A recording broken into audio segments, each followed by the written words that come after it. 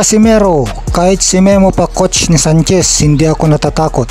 Ayon kay Janriel Cuadrolas Casimero, na kahit si Memo Heredia pa ang trainer ni Saul Sanchez ay hindi siya natatakot.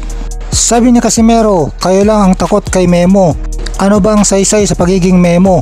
Kung yung boxer mas matindi pa sa lahat. Nasa boxer yan, wala yan sa ano-ano. Conditioning coach. Si Memo Heredia ang naging trainer ni Juan Manuel Marquez nung pinatulog nito si Manny Pacquiao sa kanilang pang-apat na bakbakan. Tingin nga ni Casimero na kahit sino pang coach niya at coach ng kalaban niya, kaya niyang talunin ang sino man ihaharap sa kanya dahil siyang pinakamatindi sa lahat.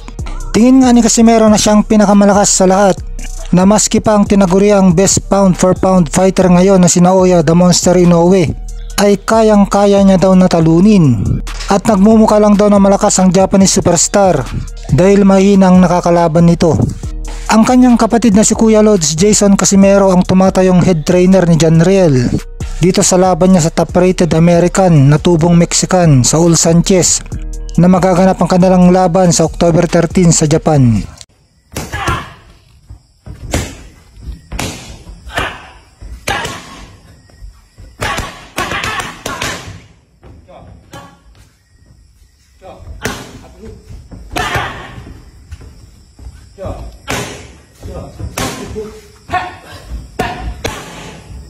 Last one.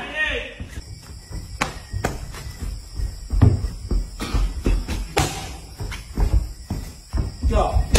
Mertes, go. Go. Back. Stay hook. 1.